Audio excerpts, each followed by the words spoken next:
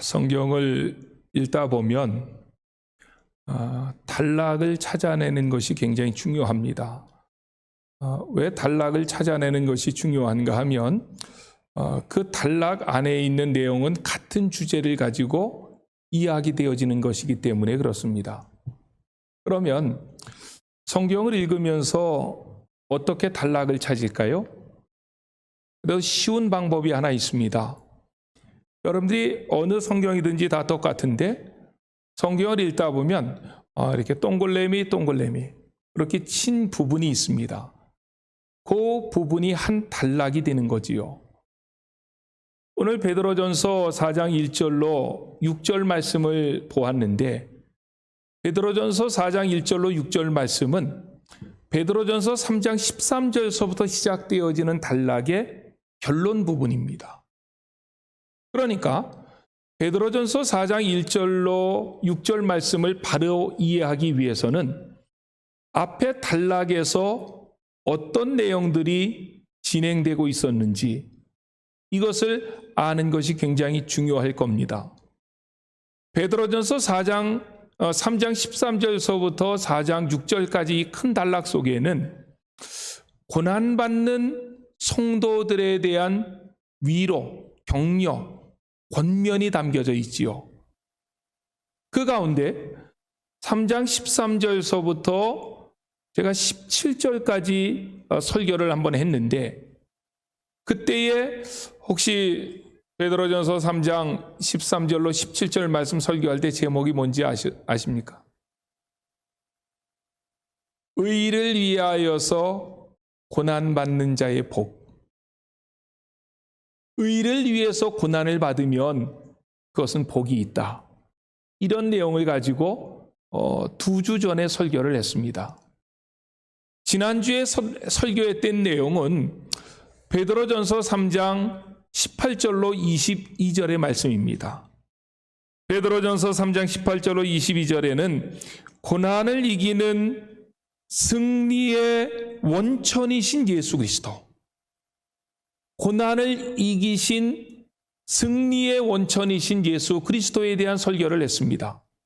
예수님의 십자가, 예수님의 부활, 예수님의 승천, 예수님께서 하나님 보좌 우편에 앉아 계심, 그리고 하나님께서는 그 예수님에게 모든 만물을 그 발 아래 복종케 하셨던 것.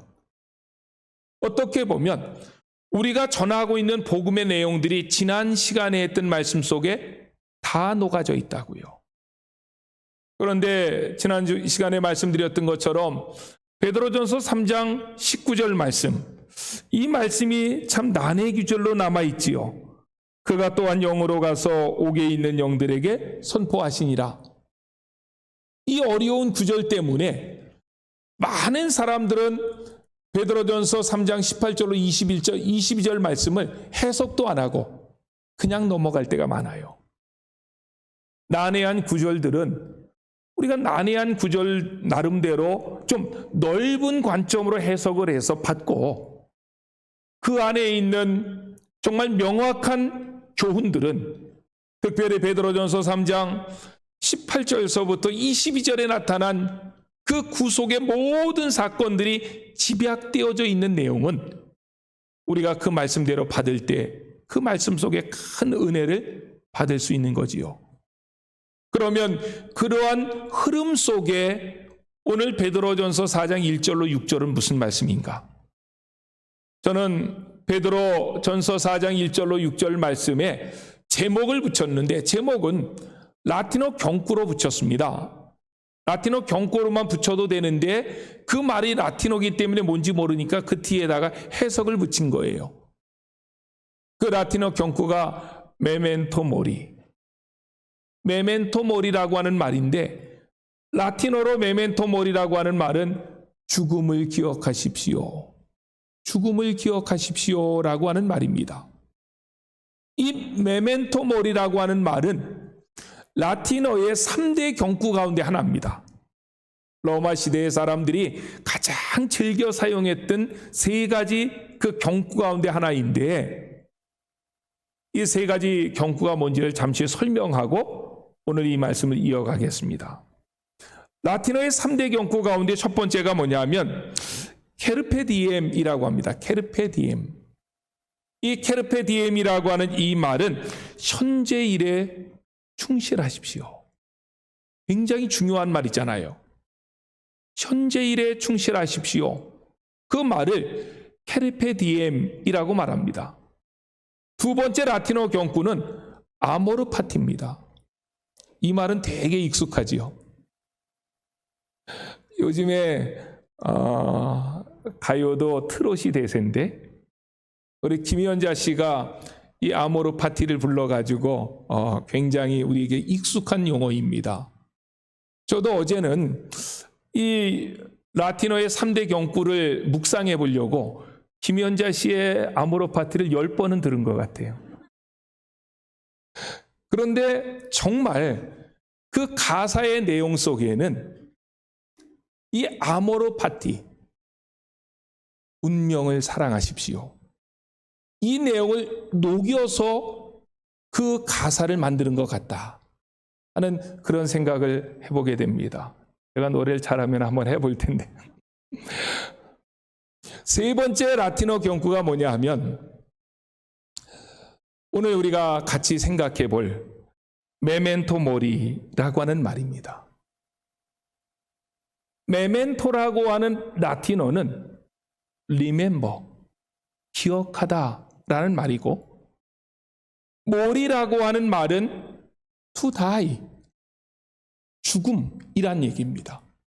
그러므로 메멘토 모리라고 하는 라틴어가 무엇을 말하는가 하면 죽음을 기억하라 라고 하는 용어라는 것입니다. 이 말이 죽음을 기억하라 이 말이 어떻게 보면 베드로전서 4장 1절로 6절 말씀을 집약하고 있는 내용이라고 보아도 될 것입니다. 당시 로마 사람들은 메멘토 모리라고 하는 이 단어를 자주 사용하게 됐는데 이 단어를 자주 사용하게 되어진 데는 세 가지 배경이 있었다고 합니다. 첫 번째 배경은 헬라 시대 하면 가장 위대한 왕을 꼽을 수 있는데 알렉산더입니다. 그 알렉산더의 아버지가 필리포스 2세인데 필리포스 2세가 헬라를 다 통일했지요. 그리고 알렉산더에게 그 나라를 물려줬는데 알렉산더는 20살에 그 정권을 이어받아서 33살에 전 세계를 정복하게 됩니다. 그런데 그 필리포스 2세가 아침에 이제 날이 밝아가지고 조회를 할 거 아니에요. 대신들과. 그러면 대신한 사람이 나와가지고 항상 필리포스 2세 앞에 가서 메멘토 모리 이렇게 외치라고 했다고 합니다. 대왕이시여 죽을 날을 기억하시오. 또 한 가지는 로마 시대에 로마가 전 세계를 다 정복했는데 그러다 보니까 전쟁 영웅들이 많이 생겼습니다. 큰 전쟁터에서 승리하고 나면 그 로마의 장군들이 개선문을 통과하지요. 개선문을 통과할 때는 로마 황제가 친히 나왔고 연변에 수많은 사람들이 열렬히 환영합니다. 그때에 그 개선 장군 바로 뒤에 노예 한 사람들이 열렬히 환영하니까 잘 들리지 않으니까 큰 소리로 메멘토 모리 메멘토 모리 이렇게 하고서 따라다녔다는 거예요. 장군이시여 지금은 승리했지만 당신에게도 죽을 날이 있습니다. 심판의 때가 있습니다. 이렇게 말했다는 거예요. 또 한 가지의 예는 중세 수도사들, 중세 모든 세속을 다 끊어버리고 수도원에 들어갔던 수도사들이 아침마다 만나면 했던 인사가 메멘토 모리라고 하는 말이었다는 거예요. 죽음을 기억하자. 죽음을 기억하십시오. 저는 그래도 소년들은 뭔가 좀 다른 데가 있구나. 역사에 큰 발자취를 남기고 간 사람들은 그 삶의 방식에서 뭔가 차이점이 있구나. 참 세상을 살아가는 지혜가 있었던 사람들이로구나 하는 생각을 해보게 됩니다. 그냥 세상을 되는 대로 막 사는 사람하고 자기 하고 싶은 거 그냥 막 하고 사는 사람하고 인생의 마지막 끝에는 죽음이 있고 심판이 있다라고 하는 사실을 기억하고 사는 사람과는 그 삶의 질이 다를 것입니다.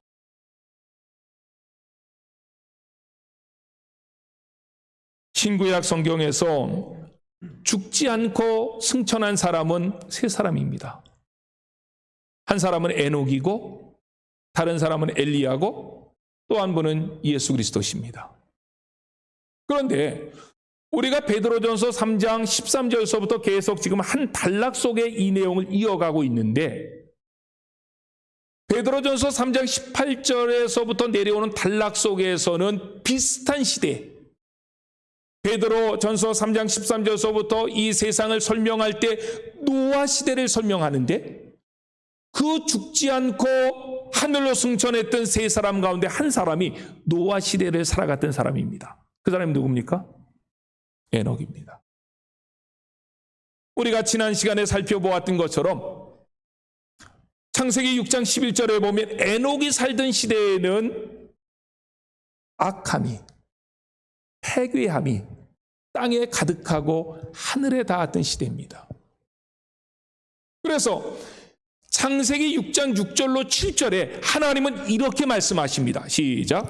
땅 위에 사람 지으셨음을 한탄하사 마음에 근심하시고 이르시되 내가 창조한 사람을 내가 지면에서 쓸어버리되 사람으로부터 가축과 기는 것과 공중의 새까지 그리하리니 이는 내가 이것들을 지었음을 한탄함이니라 하시니라. 아멘. 하나님이 사람을 이것들을 이렇게 얘기합니다. 얼마나 속상했으면. 내가 이것들을 땅에 지었음을 한탄한다. 하나님의 한탄이 두 번 나옵니다. 6절에서 한 번 나오고 7절에서 한 번 나오고 온 세상에 악이 가득하고 패괴함이 하늘에 닿았던 시대 하나님이 이 땅에 사람 지었음을 한탄하시고 근심하셨던 시대 그런데 그 시대에 살아갔던 한 사람 에녹은 하나님과 동행하고 하나님을 기쁘시게 했다는 거예요. 신약 성경에 구약을 살아갔던 믿음의 사람들 16명을 끌어들여 가지고 믿음이 이런 것이다라고 하는 것을 우리에게 설명한 장이 있습니다. 히브리서 11장 믿음장입니다. 거기에서 11장 5절에서 성경 저자는 에녹을 우리에게 소개하는데 이렇게 소개합니다. 시작. 믿음으로 에녹은 죽음을 보지 않고 옮겨졌으니 하나님이 그를 옮기심으로 다시 보이지 아니하였느니라. 그는 옮겨지기 전에 하나님을 기쁘시게 하는 자라 하는 증거를 받았느니라. 아멘. 모든 사람들이 먹고 마시며 자기 살고 싶은 대로 살아갈 때에 에녹이라고 하는 사람은 하나님을 기쁘시게 했다. 그러면 우리의 질문이 나올 수 있습니다. 어떻게 에녹이 하나님을 기쁘시게 했을까요? 왜 하나님을 에녹은 기쁘시게 하는 삶을 살았을까요? 그 내용을 한마디로 요약하면 메멘토 모리. 에녹은 죽음을 생각하며 살았다는 거예요. 그 증거가 어디 있느냐? 그렇게 말할 수 있는데 창세기 6장 21절 22절 시작. 에녹은 65세 때 무드셀라를 낳았고 무드셀라를 낳은 후 300년을 하나님과 동행하며 자녀들을 낳았으며. 아멘. 에녹은 65세에 무드셀라를 낳았고 무드셀라를 낳은 후 300년을 하나님과 동행했다. 이 말 잘 들으셔야 돼요. 그러면 에녹이 하나님과 동행한 것은 시점이 어느 때에서부터입니까? 처음서부터 아니라는 거예요. 무드셀라를 낳은 후서부터. 다시 말하면 65년 동안은 세상 사람들이 살았던 삶을 살았다는 거예요. 그런데 무드셀라를 낳는 그 과정 속에서 에녹의 삶에 큰 변화가 일어났다. 그것을 이야기하고 있는 거예요. 그렇다면 무두셀라를 낳을 때 에녹에게 무슨 일이 있었느냐? 이거를 우리가 연구해야 되는데 성경을 아무리 찾아봐도 그것을 연구할 수 있는 자료는 없습니다. 대신 우리에게 조그만 자료 하나를 줘요. 그 자료가 뭐냐면 에녹이 65세의 아이를 낳았을 때 그 아이의 이름입니다. 아이의 이름이 뭐라고요? 무두셀라입니다. 무두셀라라고 하는 말의 뜻은 창을 던지는 자, 언어적인 의미는 창을 던지는 자라고 하는 뜻입니다. 그런데 이것이 의미로 전달되어질 때에는 그가 죽으면 심판이 온다, 이런 뜻입니다. 그러니까 여러분들이 자녀를 낳으면 뭐 기쁨이, 은총이, 뭐 사랑이 이렇게 전하지 죽음이, 심판이 이렇게 전하는 사람이 있습니까?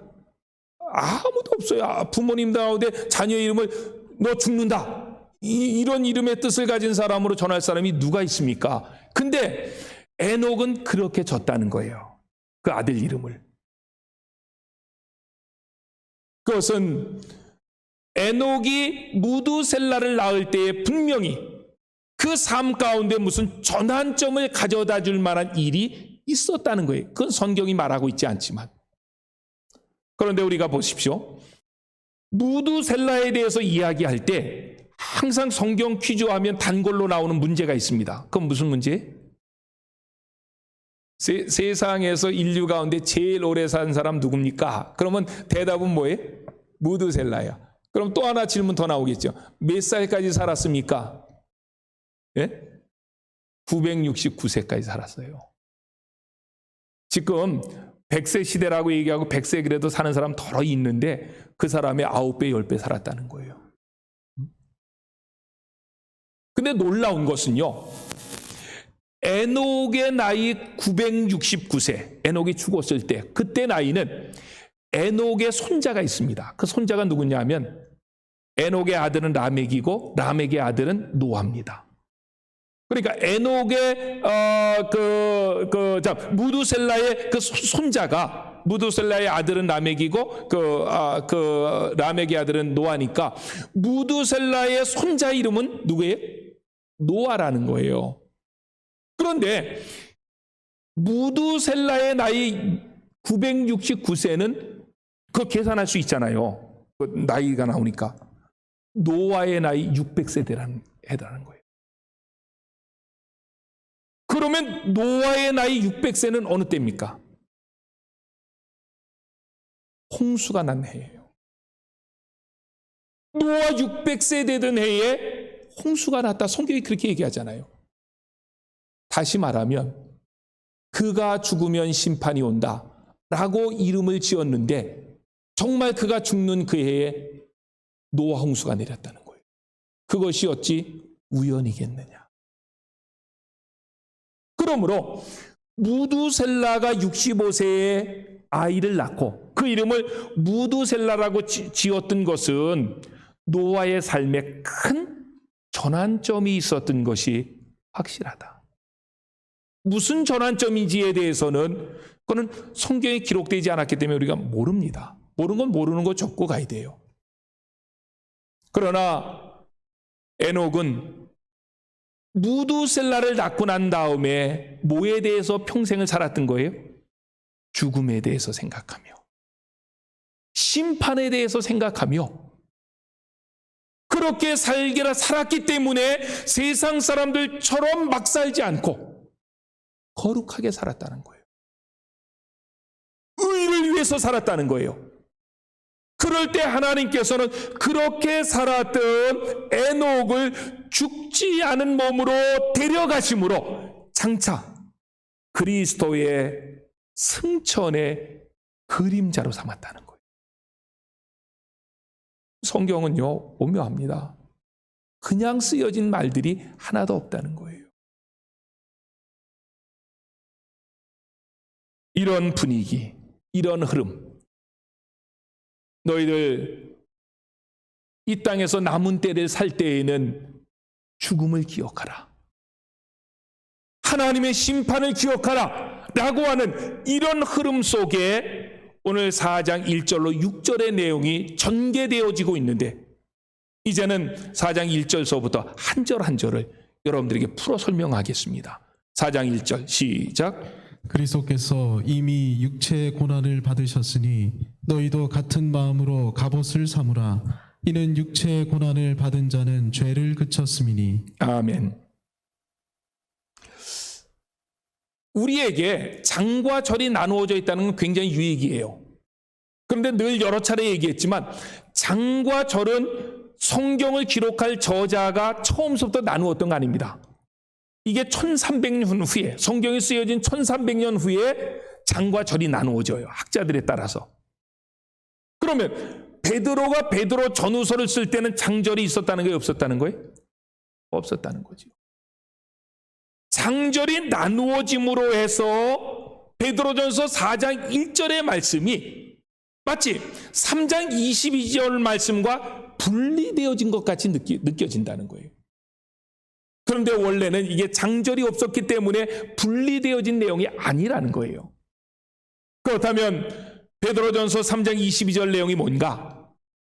베드로전서 3장 22절의 내용을 보면 예수님께서 십자가를 지셨지만 하나님께서 살려주셨고, 그래서 예수님은 하늘로 승천하셨고 지금은 하나님 보좌 우편에 앉아 계시는데, 하나님께서는 모든 만물을 그 아래, 그 발 아래 복종하게 하셨다. 이게 3장 22절이에요. 그리고 4장 1절이 나온다는 거예요. 이 말은 3장 22절과 이 흐름이 붙어서 나온다는 거예요. 그러면 4장 1절의 상반절과 어떤 관계로 이 3장 22절을 해석해야 됩니까?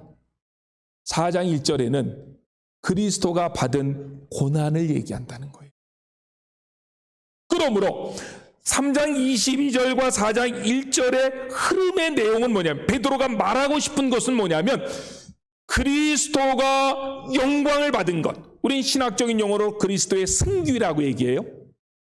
그리스도의 승귀는 그리스도가 고난받은 것이 먼저 있었기 때문에 가능하다. 그리스도께서 고난받은 것을 우리는 그리스도의 비하 이렇게 얘기합니다. 다시 말하면 그리스도의 비하가 있었기 때문에 그리스도의 승귀가 있게 되어진 것이다. 이것을 서양에서는 속담화 시켰습니다.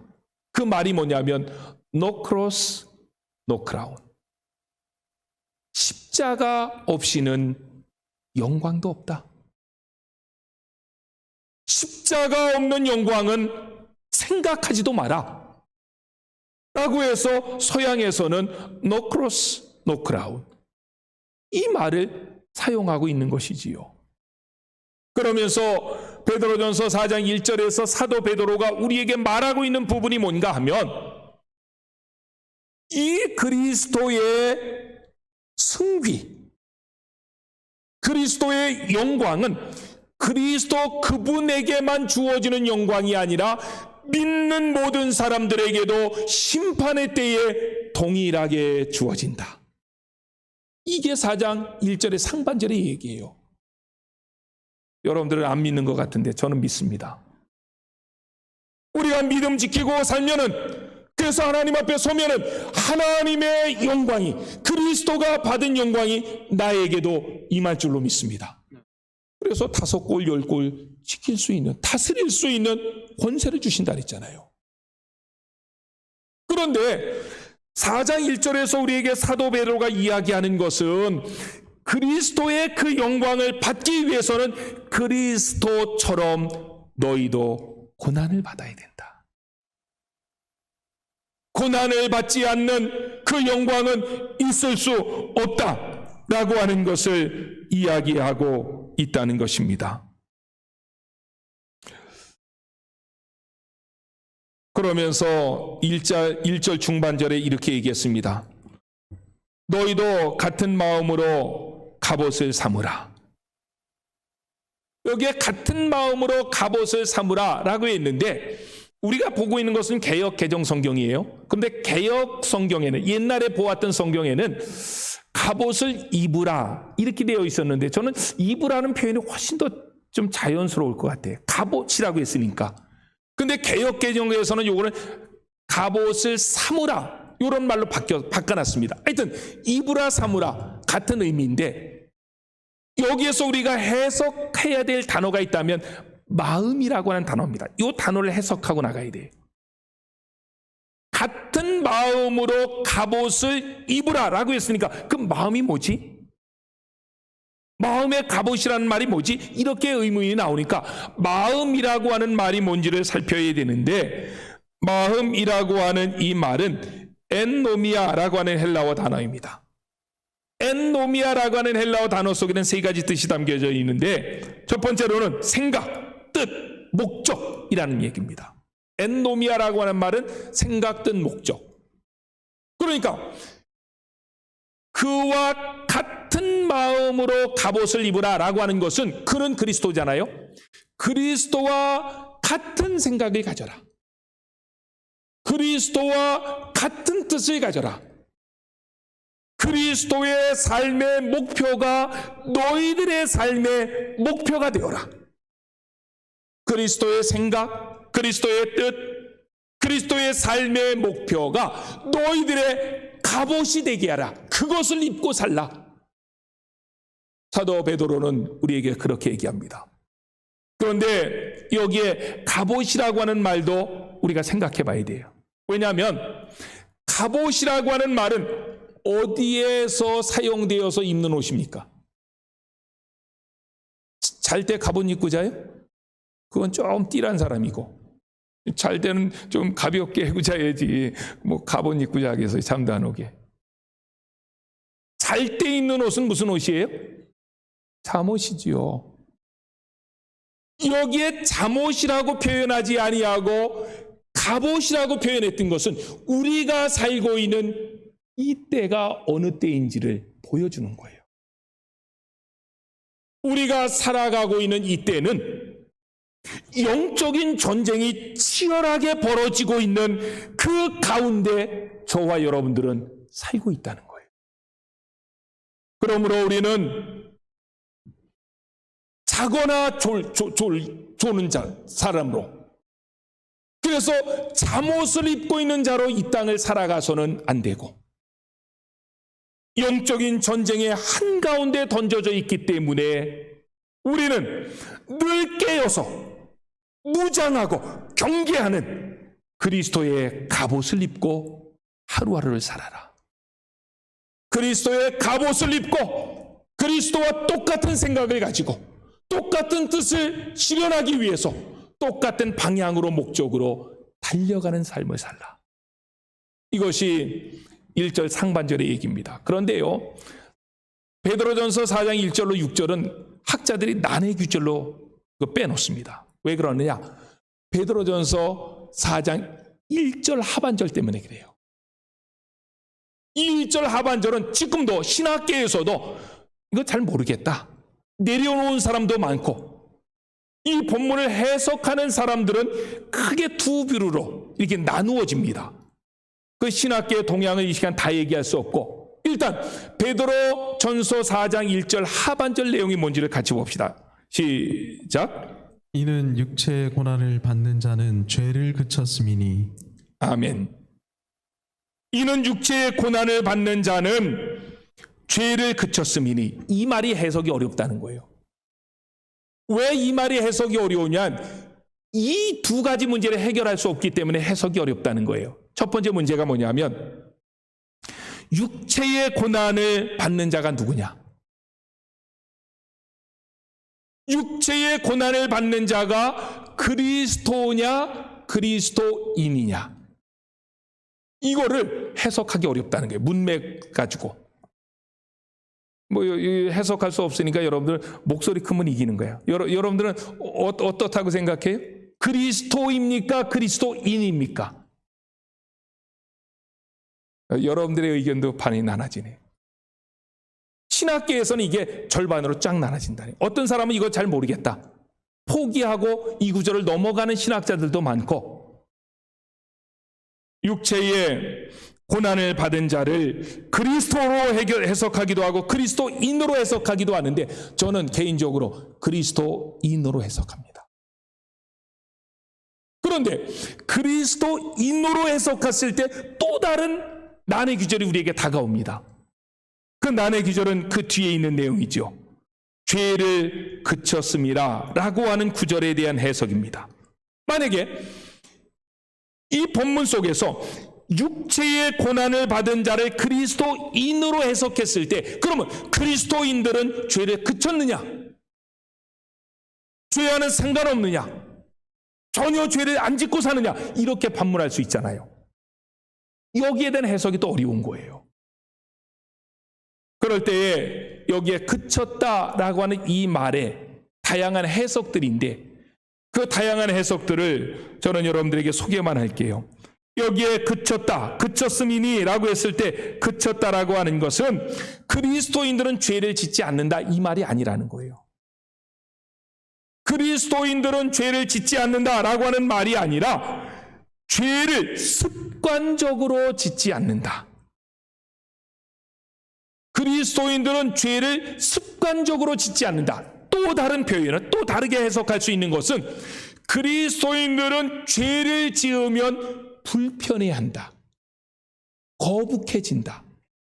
이런 뜻입니다. 그럴 때에 4장 6절이 난의 귀절로 이 신학계에서 남아있기 때문에 저는 베드로가 한마디만 거기다 집어넣으면 난의 귀절도 아니고 이 문맥을 굉장히 빠르게 해석할 수 있는데 그 한마디가 뭐냐?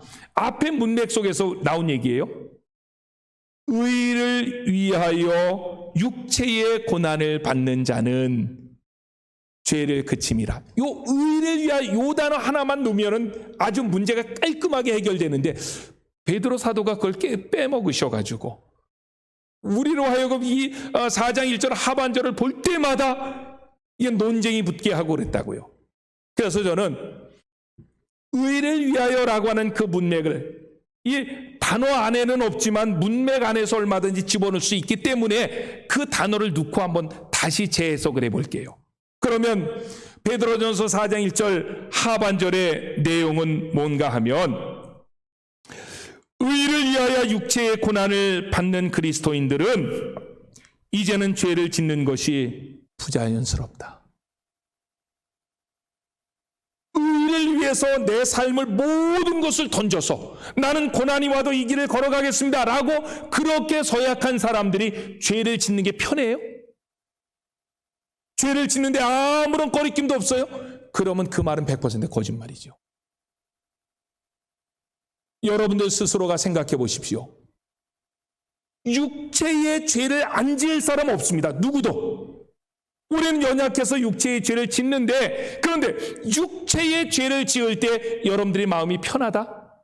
전혀 불편하지 않다? 여러분들의 구원을 다시 생각해 봐야 된다. 연약해서 죄를 지을 수 있지만 연약해서 죄를 지을 때는 마치 안 맞는 옷을 입은 것처럼 불편한 거예요. 그것이 내 마음속에서 나를 자꾸 힘들게 하는 거예요. 그러다가 결국에 가서는 그 죄에서 탈출할 수 있는 거죠. 그 죄를 습관적으로 계속 짓지 않게 되어진다는 것입니다. 맞습니다. 의를 위하여 육체의 고난을 받는 그리스도인들은 이제는 죄를 짓는 것이 부자연스러운 것이고 불편한 것이고 그래서 그 죄를 연속적으로 짓지 않게 되는 것입니다. 예수님과 같은 생각, 뜻, 목적으로 살기 위해서 갑옷을 입고 이 세상을 살아가는 그리스도인들에게는 죄와 더불어 먹고 마시는 삶이 부자연스러워야 되고 불편해야 되고 거북해야 됩니다. 그럴 수 있기를 예수님의 이름으로 축원합니다. 죄악 가운데 있으면서 날마다 해피하지 마시고 그건 불편해야 된다는 거예요. 그거는 거북해야 된다는 거예요. 이런 사람들에게는 소극적인 삶과 적극적인 삶의 방향성이 분명히 드러납니다. 이런 사람에게 그 내용이 뭐냐? 2절입니다. 시작. 그 후로는 다시 사람의 정욕을 따르지 않고 하나님의 뜻을 따라 육체의 남은 때를 살게 하려 함이라. 예, 그 후에는 그 얘기는 1절 그 하반절을 받고 있는 내용이죠. 그렇게 살아가는 사람들에게는 이제는 다시는 사람의 정욕을 따르지 않고, 이건 소극적인 삶이죠. 적극적인 삶은요, 하나님의 뜻을 행한다. 그렇다면 사람의 정욕이 뭐냐? 정말 믿음의 사람들이 걸어가지 말아야 되는 그 사람의 정욕의 모습을 3절에서는 구체적으로 6가지로 설명합니다. 시작. 너희가 음란과 정욕과 술취함과 방탕과 향락과 무법한 우상 숭배를 하여 이방인의 뜻을 따라 행한 것은 지나간 때로 족하도다. 아멘. 6가지: 음란, 정욕, 술취함, 방탕, 향락, 우상숭배.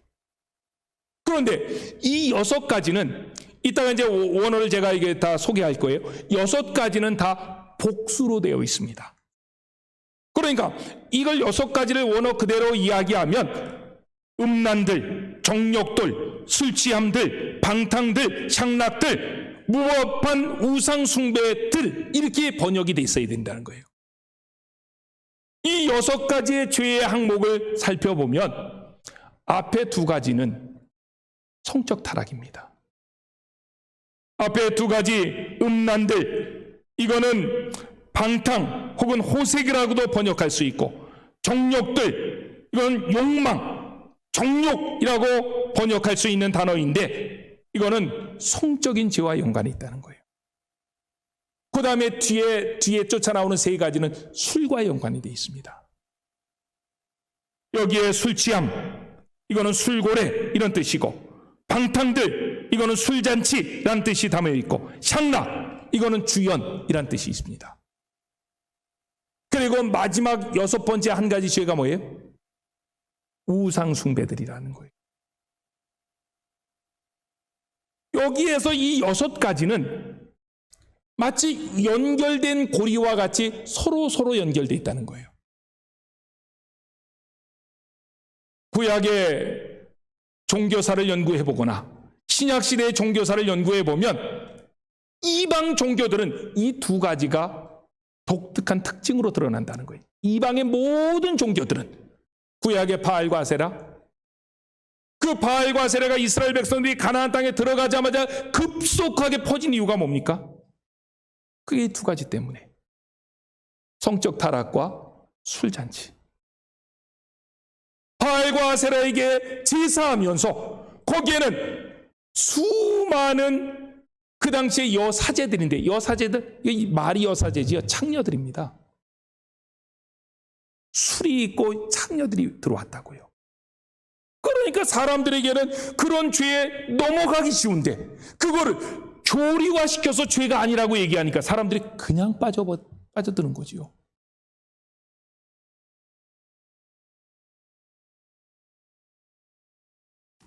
그런 사람들, 세상의 정욕을 가지고 욕망의 터널로 깊이 달려가는 사람들은 믿는 자들을 향해서 어떻게 바라볼까? 어떻게 대할까? 그게 4절입니다. 시작. 이러므로 너희가 그들과 함께 그런 극한 방탕에 다름질하지 아니하는 것을 그들이 이상히 여겨 비방하나. 예. 4절 상반절에 있는 내용은 이러므로 너희가 그들과 함께 그런 극한 방탕에 다름질하지 아니하는 것을, 이 얘기는 뭐냐, 너희들이 예수 믿기 전에 그렇게 했다는 거예요. 여기에도 뭐 예수 믿기 전에 그런 사람들 많잖아요. 다 이력서 내라 그러면 술 맞고 그냥 막 여자 좋아하고 남자 좋아하고, 이런 극한 방탕의 길로 우리는 함께 달려갔던 사람들이다. 그런데 어느 날 예수님이 찾아오신 거예요. 우리 마음 가운데 예수님이 오셨을 때에 우리는 그들과 같은 방향으로 달려갈 수 없다. 그래서 그들은 세상을 향해서 달려가지만 우리는 그들에게서 등을 돌이켜서 그리스도에게로 달려갈 수밖에 없는 사람들이다. 그런데 그렇게 살 때에 만약에 세상 사람들과는 이제 이별하고 반대 방향으로 달려갈 때 세상 사람들이 우리를 어떻게 보느냐? 이게 4절인데 두 가지로 보는 거예요. 첫 번째, 이상하게 본다는 거예요. 쟤 교회 다니든지 좀 이상해졌어. 그런 말 들어야 돼요. 교회 다녔는데 옛날보다 더 술 좋아해? 이러면 이거 아주 참 이거 주님이 오셔야 해결될 사람입니다. 교회 다니더니 뭔가 우리하고는 좀 달라? 왜 그렇게 변했지? 세상 사람들이 이상하게 만들어야 돼요. 그런데 세상 사람들이 우리를 이상한 눈으로 계속적으로 바라보는 것이 아니고 한 단계 더 나갑니다. 어떻게 하느냐? 우리를 비방하기 시작한다. 여기에 비방한다라고 하는 이 말은 우리를 핍박한다는 거예요. 모욕한다는 거예요. 그렇다면 저는 여러분들에게 질문을 던질 수밖에 없습니다. 세상 사람들이 우리를 이상하게 생각하고 우리를 핍박하고 모욕한다고 할지라도 그렇기 때문에 우리는 다시 그리스도에게로 가다가 그들과 같은 방향으로 달려가야 됩니까? 이걸 사도 베드로가 잠언서의 저자가 뭐라고 얘기하면 개가 토해했던 것을 다시 와서 먹는다. 우린 그럴 수 없다는 거예요. 세상 사람들이 우리를 이상하게 생각하고 비난하고 우리에게 고난을 가져다 준다 할지라도 우리는 그리스도만 바라보고 달려가야 됩니다. 그 이유가 있습니다. 왜 그렇게 달려가야 됩니까? 그게 5절과 6절이라고요. 시작. 그들이 산자와 죽은 자를 심판하기로 예비하신 이에게 사실대로 고하리라. 이를 위하여 죽은 자들에게도 복음이 전파되었으니 이는 육체로는 사람으로 심판을 받으나 영으로는 하나님을 따라 살게 하려 함이라. 아멘. 왜 우리가 세상 사람들이 이상하게 생각해도 세상 사람들이 우리에게 고난을 가져다 준다 할지라도 그리스도와 같은 방향으로 달려가는 것을 포기하지 말아야 되느냐? 5절과 6절에 보면 중요한 단어가 나오는 게 그게 심판이라는 단어예요. 심판. 사람은 죽는 것으로 끝나지 않는다. 죽음 뒤에는 심판이 있다. 그래서 시브리서 9장 27절은 이렇게 말씀합니다. 시작. 한 번 죽는 것은 사람에게 정해진 것이요 그 후에는 심판이 있으리니. 아멘. 저는 이 말씀을 믿습니다. 사람에게 한 번 죽는 것은 정해진 이치인데 그 후에는 반드시 심판이 있습니다. 한국교회가 GNP가 높아지고 먹고 살만하다 보니까 심판에 대해서 천국과 지옥에 대해서 선포하지 않습니다. 한국교회가 심판에 대해서 천국과 지옥에 대해서 선포하지 않는다 할지라도 그 심판과 천국, 지옥은 반드시 있는 것입니다. 우리 사람이 죽는 것으로 끝나는 것이 아니기 때문에 죽은 다음에는 하나님 앞에 심판대 앞에 서야 되기 때문에 우리는 거저 막 살 수 없다. 사도 베드로는 우리에게 그렇게 말씀합니다. 사랑하는 성도 여러분, 육체의 남은 때를 어떻게 사시겠습니까? 2절의 질문 아닙니까? 육체의 남은 때를 어떻게 사시겠느냐? 여러분들 가운데 육체의 남은 때가 얼마인지 잘 모르겠습니다. 어떤 사람은 10년 남았을 거고, 어떤 사람은 20년 남았을 거고, 어떤 사람은 30년, 40년. 그것도 내가 마음대로 못 정하잖아요. 내가 50이라고 50년 더 삽니까? 오늘 저녁 때 하나님 부르면 가야 되지요. 세월은 참 빠릅니다. 세월은 마치 쏜 화살처럼 얼마나 빠르게 지나가는지 몰라요. 우리의 인생이 10년, 20년, 30년, 40년 남았다 할지라도 그 세월은 빠르게 지나갈 것입니다. 그런데 육체의 남은 때를 그냥 생각난 대로 살지 마시고 세상 속에서 막 살지 마시고 메멘토 모리, 죽음을 기억하면서 죽음 후에 있을 하나님의 심판을 기억하면서 오늘 하루를 경건하게 사십시오.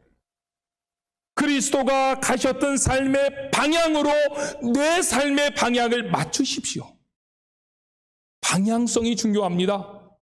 방향만 같으면 그 사람의 성품, 환경, 여건에 따라서 속도는 다를 수 있어요. 어떤 사람은 예수 믿은 지 1년 만에 목사 같은 사람이 있고, 어떤 사람은 예수 믿은 지 50년 됐는데 평신도만도 못하는 사람도 있어요.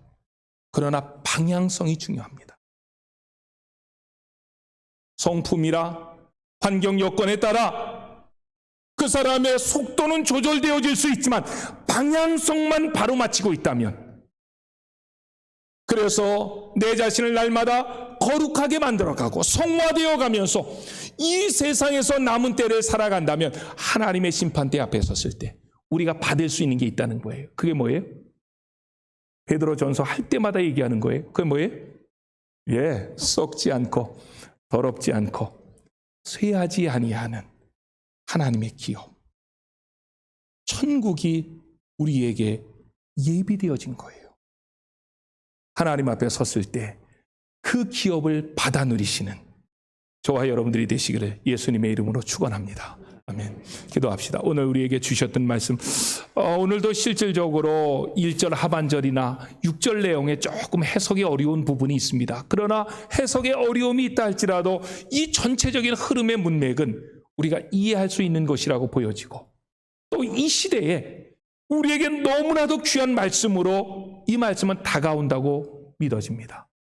하나님, 예수님께서 하늘에 올라가셔서 하나님 보좌 우편에 앉아 계시고 만물을 그 발 아래 복종케 하신 것은 예수님 한 분으로 끝나는 사건이 아니고 예수님을 믿는 우리에게도 동일한 역사는 주어질 것입니다. 믿음을 지키고 살았다면 그런 은혜는 우리에게 주어질 것인데, 그런데 문제는 그런 은혜를 받기 위해서, 그런 복을 받기 위해서 이 땅에서는 고난을 받아야 된다는 거예요. 고난이 올 때 힘들다고 포기하지 말게 하시고, 어렵다고 중도에 탈락되지 말게 하시고, 그래서 성령님 보내주신 거 아니에요? 그 성령님 의지에서 끝까지 완주할 수 있게 해달라고, 나를 도와달라고. 주여 한번 외치고 기도합시다.